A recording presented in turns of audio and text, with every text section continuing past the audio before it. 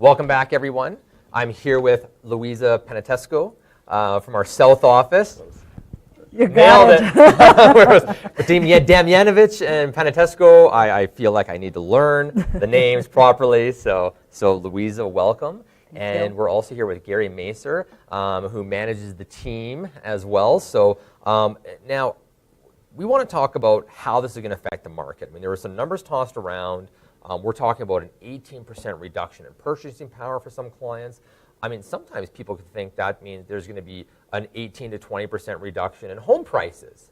And obviously, we're not expecting that. But let's talk about some of the information here. And Louisa, let me start with you for 1 second here, because one of the numbers that was tossed around was 46% of clients might be affected by this. And I know that everyone's clientele and everyone's portfolio is a little bit different, but you did a look at your business the last little while here. And tell me a little bit about the percentage of clients that yours would have been impacted by this. Well, the way I look at it is the number of deals I wrote in 2017. And based on my total 52 closed deals, out of all of those, just 22 of those deals were 20% or more. And out of those, just 2 people choose to go with the mortgages on a 5 years because of the qualification. So if I do the math, it's below 10%. It is 9.8 perhaps in there. So would not be that big of a deal. So yeah. Go ahead, please. Continue on that, because it's like, so almost 46% were conventional, but all those weren't affected by it. No. And how were they not affected then if they were conventional? Because when you choose to get a flex line of credit for your customers, you already qualify them at the benchmark, so it's no risk to the change to affect those customers. Flexibility of the product TD has allows customers to reuse their loan amount while they are paying down. So every time when I had a 20% down payment for a customer, I refer them to this product, which is beautiful. And if it's just the must of getting a qualifying on a mortgage because of the rate before the changes will take place, the total of 22 exposed customers, just 2 of them were a must to go in there. And one was a mortgage draw, and the other one was someone which choose to maximize their qualifying amount. So this is so interesting. As realtors and as purchasers, often we don't care how the money happens. Did the lender send a check to my bank is the question, or to buy the house, did they get a sent to the check to the lawyers? And so you guys are saying that one of the things that you did is put this flex line of credit in, which isn't a mortgage, which makes it exempt from these rules as well, but you've already qualified them and stuff. And so I think that's brilliant that you guys have the flexibility to work with clients in the right circumstances to get that done. So I just want to make a clarification in there. When I said flex line, it means the product which is flexible, but we have a mortgage inside of the line of credit, so the percentage for the customer will be no different than a normal mortgage. It gives the flexibility with the beauty of having a mortgage inside of the line of credit. You had to qualify in the benchmark anyways. Right. Oh, okay. So Gary, you have such a good global appeal, a global perspective from TD with working with a mobile mortgage specialist. What type of clientele, what do you think is the impact going to be of the amount of people that are affected by this? Yeah, thanks, Lindsay, and thanks everybody. Great to be here. I think back to, 3 years ago or more, we were sitting here at the table. This just happened. Yeah, this just happened. And the title of my presentation at that time was "The Sky's Not Falling," because wait, you had a captain's. Was this the captain's? Yes. Yeah, I remember that. I should have steering brought the ships through the murky waters. So I look at it as very similar. Back then, it was like, oh my God, how are we going to do things with the fundamental changes in the mortgages? So we're kind of at that point again. It's like, oh man, what's going to happen here? But I think the market adjusts to the rules, and TD, we're the battleship. That's what I wish you would have reminded me. I would have brought that same. I didn't think about it. You just mentioned it. I was like, yes, the captain's hat. But we're a TD battleship. We're open for business, and we're going to continue lending. And the key thing here is that these mortgage specialists are going to meet with your client directly and give them good advice, not just one-off solution. So they're going to sit down and talk about what their options are. Is it a flex line? Is it consolidating debt? Is it a different down payment to make things work? And I also look at it and I say, okay, there's those clients sometimes that are first-time buyers and they're trying to buy the big house that they stretch to afford. I think, and I forget the lady that's doing the presentation with the real estate. Renee, network. yeah. Renee. You know, the secret to real wealth is a lot of times real estate accumulation, and maybe buying a house that is a little more affordable, something that you're going to keep for the long term, but maybe buy another house and turn that into a rental. That's a fundamental as far as building wealth. That's repeated over and over again. So, you know, I see these things as quite positive or not going to make the market any terrible. Yeah, and this is so funny because as realtors, we're always like, oh, anything that affects like whether people's ability to qualify is bad news, is bad news. Well, over the long term, the last thing we want is this feast and famine cycles. I mean, you're going to see it in Vancouver and Toronto right now where these boom-bust cycles are just so intense. And to have it where, just like you said, someone actually saves up or is able to not be house poor because they've been forced to live within their means a bit, over the long term is an okay thing. It's going to take time for this to shake out. But let's talk about, I want to talk about the profile of someone who actually has 20% down to buy. Like to get 20% down on a $500,000 home, you're talking about, you know, $100,000. How did you come up with that money? Either A, you probably owned a house for a period of time. Built equity. Built equity, and now you know you have some money in to pull it out. Or B, you saved up that type of cash, which means that you're probably the type of person who also makes very sound economic decisions. So another one of my questions that I'd like to ask is, when you talk about that type of clientele, does everybody absolutely buy every single time what they're qualified for? Because if we said that, okay, so as a general thing, 46% of people, conventional mortgage. So we say effective, but it's actually not true, because if you told me, Lindsay, you can afford to buy a $1 million home or whatever it happens to be, or whatever it happens to be in terms of pricing, I'm going to look at that and say, but I only want to buy a house that's $550,000.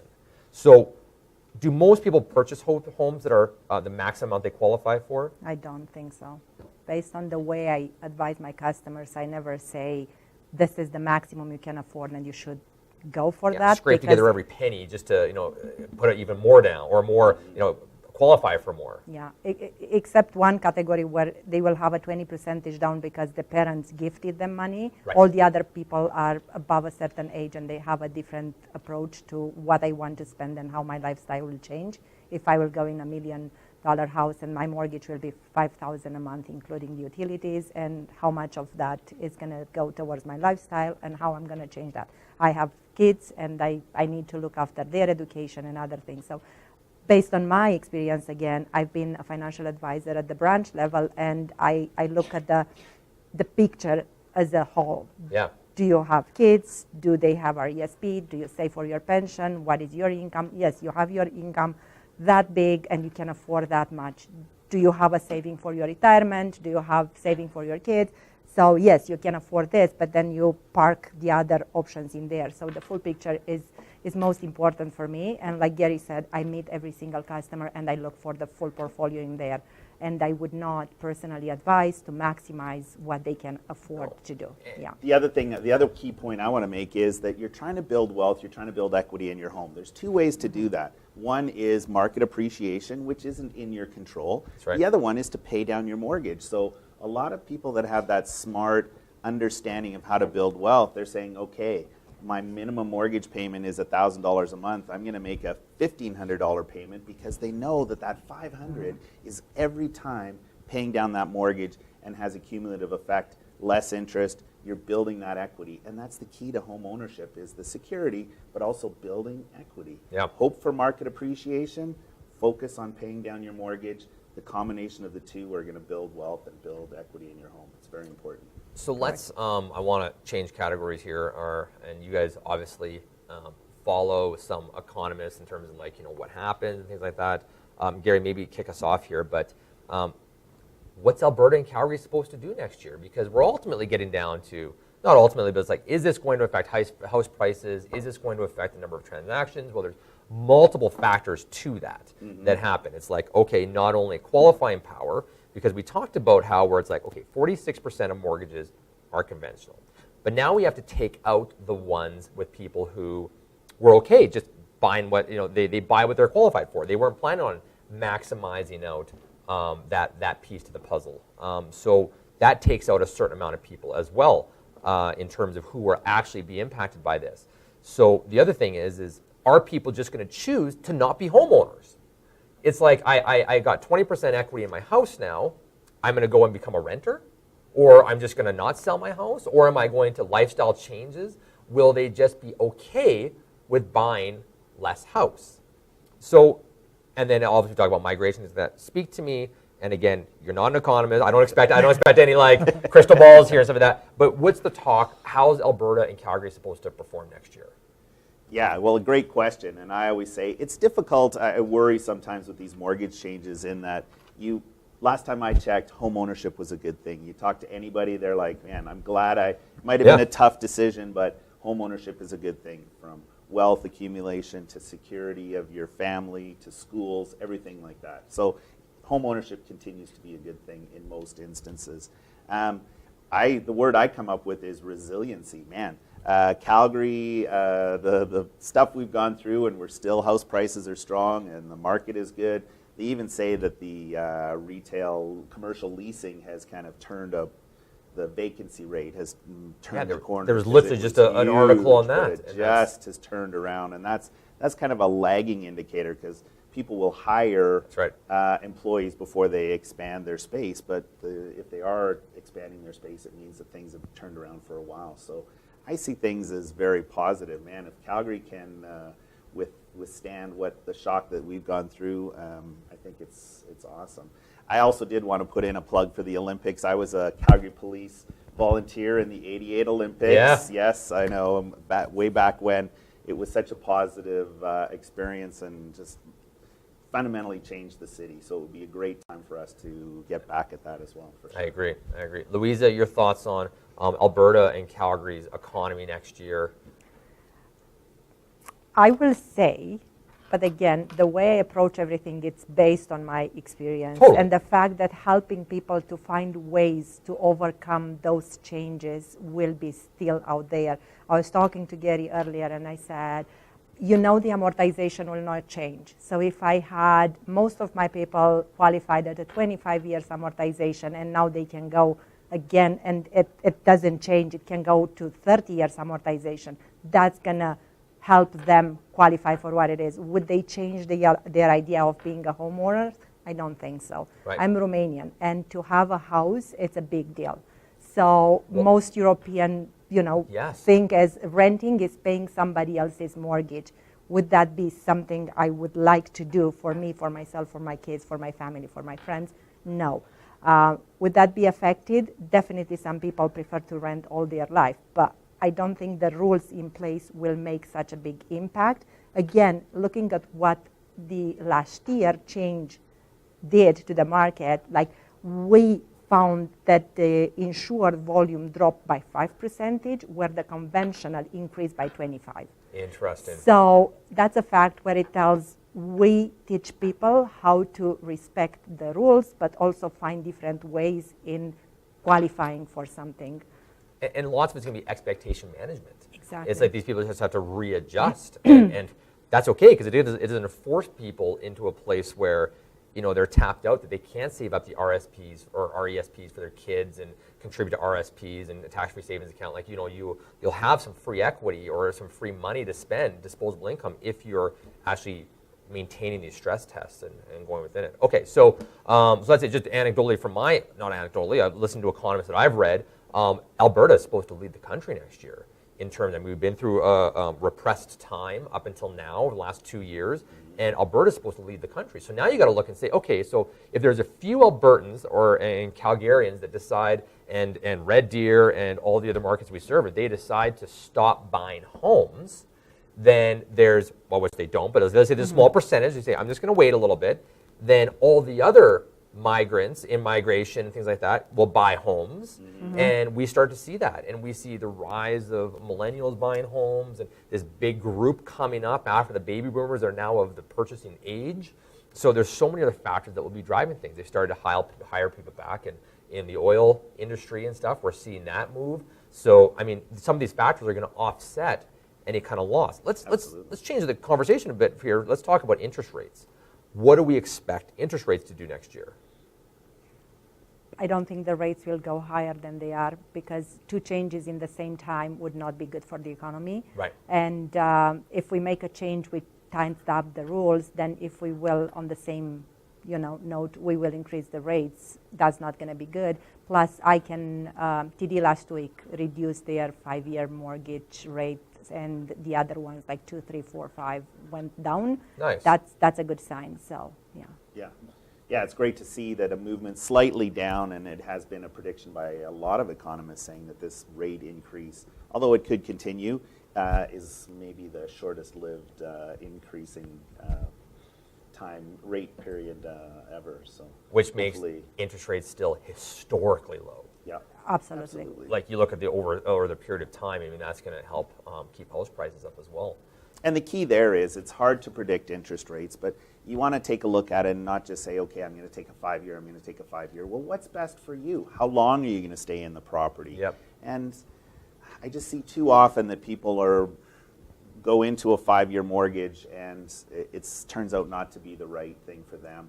And it kind of gums up the market, right? Ooh, I'd like to move up, I'd like to change, but I'm in this 5-year and I'm going to wait. So I love that our specialists, the way that they're compensated, they can give good advice, whether that's a flex line or a 1-year or maybe a 5-year, and it's not going to, what I say, impact the quality of the groceries they put on the table. They don't have that, geez, do I have to earn more commission or do I do what's right for the client? They do what's right for the client because it's right, but it also doesn't cost them in commission, and that's an important thing to ask any mortgage provider. Why are you giving me this advice? Is it good for you or is it good for me? Yeah, and I just want to speak for a second on interest rates. It's like, let's say that nothing changes in the next year, but let's say that after that at some point there's a 0.5%, and we get into the point of like, what is the cost of waiting? Because our next conversation is going to be here. Should clients buy now, sell now? Like, what should they do? But if you actually think about it and say, okay, well, let's say that if these mortgage changes weren't going to happen, what would Calgary's real estate prices do next year? If there was no change, and Alberta's economy is supposed to pick up, is it a % gain? Is it a 2% gain? But let's say that's mitigated, and there ends up being a 2% loss in home value that's affected by this. Running some numbers. So then you are on a 5-year mortgage, just to keep the numbers simple, and you buy a $500,000 house, or you have a $500,000 mortgage, and interest rates not next year, but after that, increase in, let's just say 0.5%, and now you have it where you have 4 years of your mortgage added, if you're in a variable or something, that go up. Then what happens is if you wait too long and interest rates go up, you're going to be paying an extra $10,000 over those years, which is the same thing as your 2% loss, right? And you put all your life goals on hold. And literally it's like, okay, so now my kids aren't in the school district I want them to be in. My commute is still an extra half hour longer from work. And when I shook it all out in the end, because I waited that year and now our interest rates went up, now I'm in a position where it didn't make any sense for me because my payments were the same, or I lost the same amount of money in the end. And you guys have to consider that with your clients. So I'm going to say next year, here's my prediction. And they always say don't do this, but you guys can save this video. Awesome. Is I would say that this will affect things for the first 3 months of the year. I think that we're going to see it where it might start off slow. The spring market might get pushed back a little bit while people sort of adjust their expectations to these rules. But I think that by 6 months, everyone's expectations will be realistic now. Reset again. And I think that even if it were to affect things, I think that Alberta's economy is going to persist and that we might see flat, if not even like a 1% increase in prices. And I think that the net gain of that, and I could be totally wrong, but hearing this, because we're saying all these people are affected, but really there's only a certain percentage that actually this came in and made an influence in their actual decision on what to do and what to do, whether or not to buy or not. And I think that's super important. So I'm going to put you guys on the spot here. Should clients buy now, sell now, wait? What should they do? If you guys had someone approaching the street tomorrow and they're like, so what do I do? Waiting is not the answer. Sorry, Gary. Yeah, no, I totally. Okay, Waiting well, Louisa, is- kick us off, and then we'll hear Gary. Awesome. Yeah, so I'm thinking waiting is not the answer of what we want to do. Waiting it never been something we want to do, especially when we see that rules change in October last year, rules will change now. So rules, if they are continue to change in a way that the rules are getting tighter lending, waiting is not the answer. Yeah. Yeah, I'd agree. I'd throw a question out when someone asks me that. I say, okay, what's your time frame? Now, if somebody says, well, I want to flip a house and it's going to be 18 months, well, okay, you better be very strategic and very careful. Totally agree. Now, how many clients are that? That's a small percentage. If clients are like, I want to buy my first house, I want to be a homeowner for the rest of my life until I retire in 40 years, well then, the list of the cost and the potential risk of waiting is long and is certainly, in my opinion, outweighs the cost of jumping in at a time. Your when life things goals are and good. happiness? Exactly. Like, really? Yeah, one life to live and things happen. So you never know, uncertainty, changes in the market, anything like that. So. And I like what you're saying. You want to talk about where the fear is, and I would say it's right now. And I know that the time to get greedy is when people are a bit fearful. They're questioning it. I mean, that's the most savvy investment advice, ever. When people are all confident, the height of 2014, height of 2007, and everyone's like, buy now, real estate's going crazy. You did it, and then, I got burned on several properties with that mentality until I've learned now. And the ones that I bought at the lowest part of the market were just awesome, but that's when it was fearful. That's when I had to do a gut check on myself to say, should I buy now or not? And if I look at sellers, it's like, okay, well, sellers, let's say your home does go down in value a little bit. Well, don't you want to crystallize that equity now and get it sold? And then buyers, I would say, okay, I might bring this up in an offer and say, well, if you guys want to wait till next year, prices might go down, so you can even have a little bit of a stronger negotiation position where maybe you get an extra % off or something that you're locking in now, and then you get to move on with your goals, just like you said. Like, the price of waiting for whatever reason, because my kids don't have 2 bedrooms, we're pregnant, we're going to cram ourselves in, you're going to hate your life. And I know how many people not everyone's going to hate their life, but you know what I mean? It's like that. I know that anytime we've making that move, that sigh of relief, because of whatever reason, financially, moving into a smaller place or a bigger place or closer to work has just been, like a load off. And I can't put a price on that. We've lost some value in our Maple Ridge house. We bought it, and I just don't care. I am so happy, and I just plan on being in there for a while. Like, I don't care.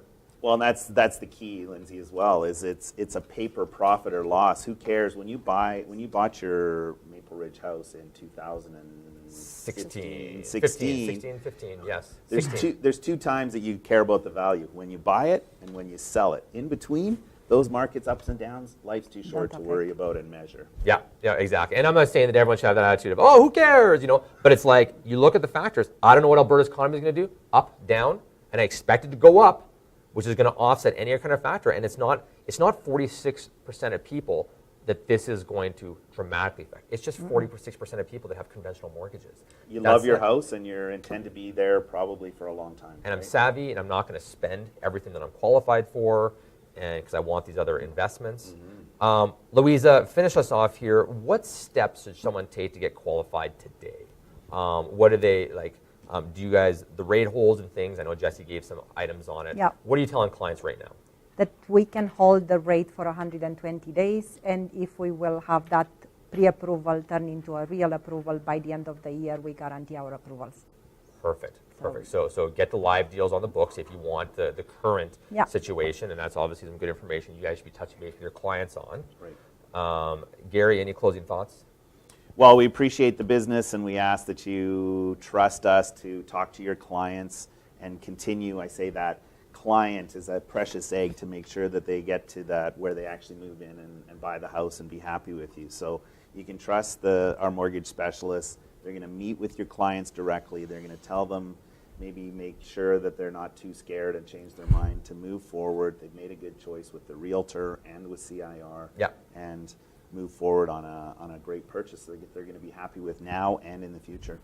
Awesome. So big shout out, Gary Macer, managing the mobile mortgage specialist team, Louisa Penatesco, our south office, Mario Damjanovic down our downtown, and Jesse Bilodeau at our northwest office. And a big shout out to also Gurjinder Thandi, who is out of our northeast office, who unfortunately couldn't be here today, but Gurjinder is a wealth of knowledge and has just done awesome work for us. So thank you to all of you guys. Thank you. Thank And you. we're looking forward to You bet. you guys keeping us educated as we move forward. Yeah, you bet. Thank Awesome. you. Thanks, guys. Thank Have a you. great week. Bye-bye. Yeah.